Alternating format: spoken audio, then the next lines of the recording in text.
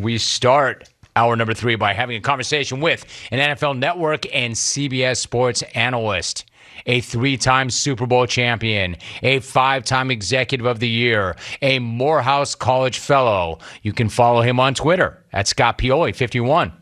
Host of a new podcast called Tapeheads, along with Dan Orlovsky.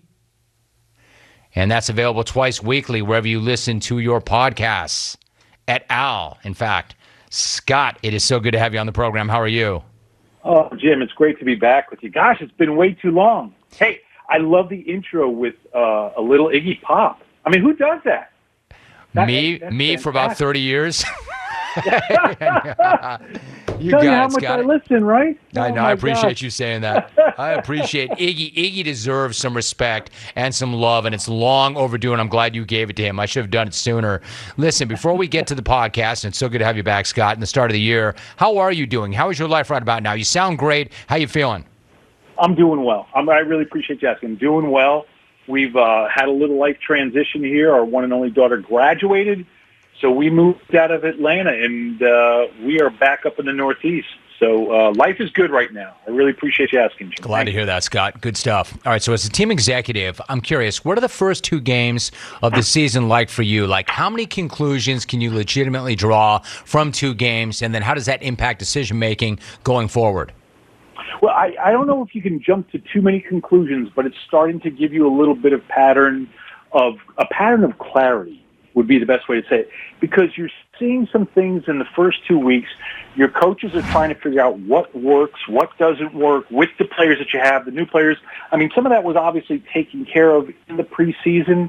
For some of the teams that have newer leadership, I really believe that you can't overreact and get too positive or too negative. So I think you're sorting through a lot of things at this point in time. You have an idea what your team is going to be and what it's going to be like, and you're finding, the big thing is how healthy are you week to week.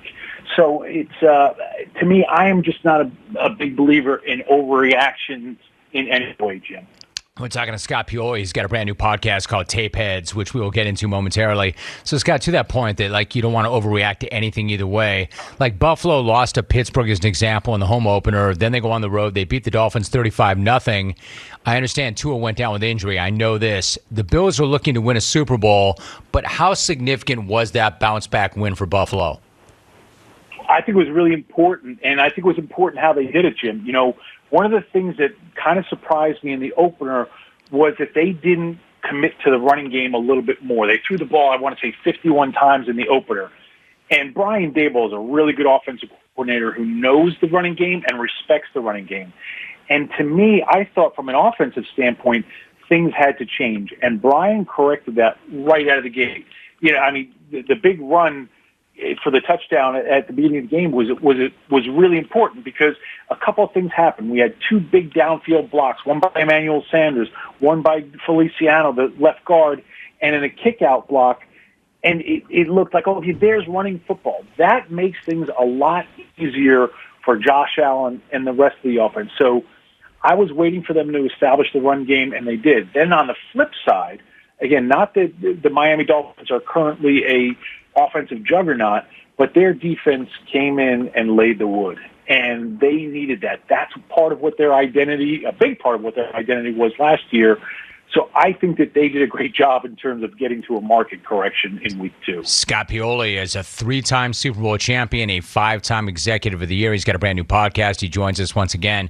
Scott, I'm curious your thoughts about what happened at the end of that Cowboys-Rams game. The Cowboys ended up winning that game on a late field goal by Greg Zuerlein that appeared to bail Mike McCarthy out. Maybe that's harsh, but maybe that's the case because McCarthy was saying that there were issues, Scott, on the sideline regarding his ability to see the clock and that the clock didn't really appear for him to see. What do you make of that explanation? And is that something the league needs to look into? I think this is a great question, and you're on to something here, Jim. I know Mike McCarthy, and I trust him in his word. And here's what I will say. I've been into new stadiums, and this is a brand-new stadium. Been into new stadiums, and you have to locate the clock. You have to have an assistant coach that locates the clock. So during the game, you can have that coach paying attention to it. And it's interestingly, on Twitter last night, I heard what Mike said, and I went back to the film, and I looked at what ended up being a TV copy, and when you look at the stadium at that moment, in the background, it's nearly impossible to find the clock. The clock is not set alone in a space where it's prominent. The clock is part of one of those video bands or the light.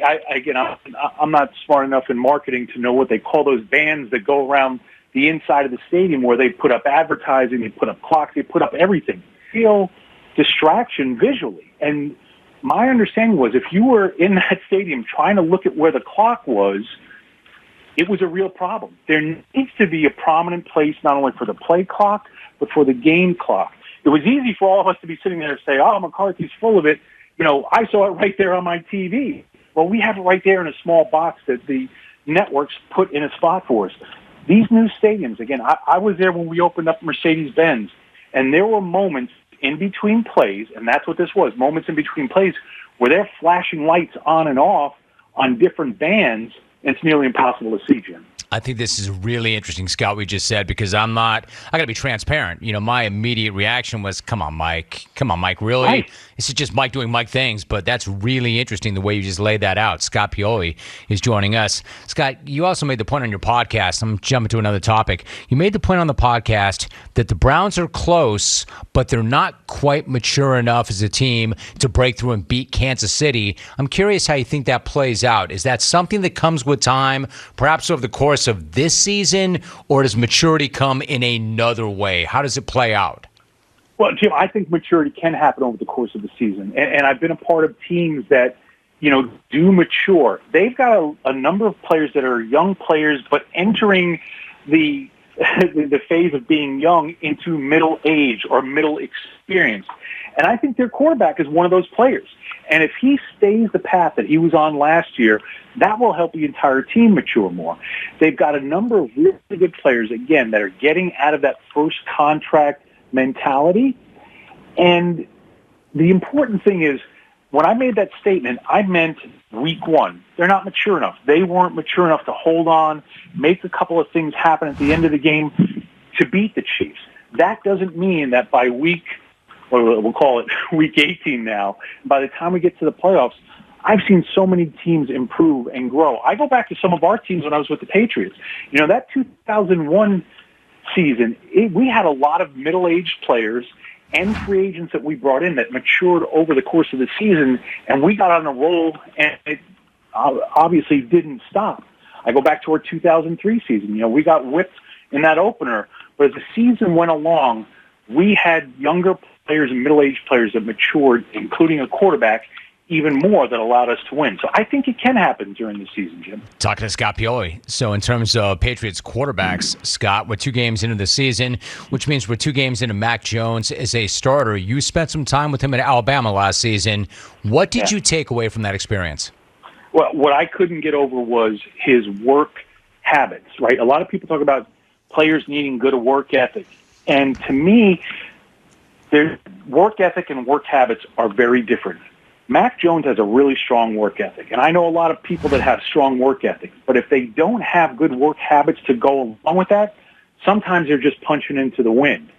Mac Jones' routine and his preparation was unlike anything that I've seen or heard from a young player. You know, sometimes when you interview him and you're talking to him, and I got to know Mac spending some time down there and listen to him describe in detail what he did. Right. A lot of times players will be prepared for interviews and say, well, I do this, this, and this, and it's what their agent told them to do. This kid had examples. So it was his work ethic, it was his work habits, and just his overall preparation was so mature beyond his years that he's not only a smart guy, but he makes good decisions. And sometimes, Jim, those things, too, are distinctly different. Scott, I've never heard anybody make the distinction between work ethic and work habits. Another really interesting point. Scott Pioli is joining us. Scott, really quickly, before I ask you about the podcast specifically, I'm curious about this. From the outside, it seems like the Patriots are playing to the strengths of Jones and not asking him to do too much. What about the Jets? When you see the way they're using Zach Wilson, do you think maybe they're asking too much of him at this point? And what do you make of the way they're using him? Well, and again, I'm not a coach, right? But I've listened to a lot of smart coaching, and I think sometimes, and Zach is a perfect example, right? We all fell in love with Zach last year in the offseason. He didn't throw a lot of interceptions. Then in the offseason, he had that wow workout, his arm strength, his ability to throw and torque his body and throw from an, off-platform position. And sometimes it's like in baseball, right? Everyone loves the long ball. Everyone loves the big arm. But you also have to take a young quarterback and put him in a position to succeed. You mentioned Mac Jones. Mac Jones is leading the league in short and sideways passes because they're putting him in high percentage situations. Last week against the Patriots, Zach Wilson was put in a situation where his first two passes that went for interceptions were 13 to 15 yards down the field from the line of scrimmage. Maybe allowing him to gain some confidence and use some of his other skilled players that I would encourage the Jets to not necessarily be seduced by the big arm and feel like just because you have it doesn't mean you got to use it every moment.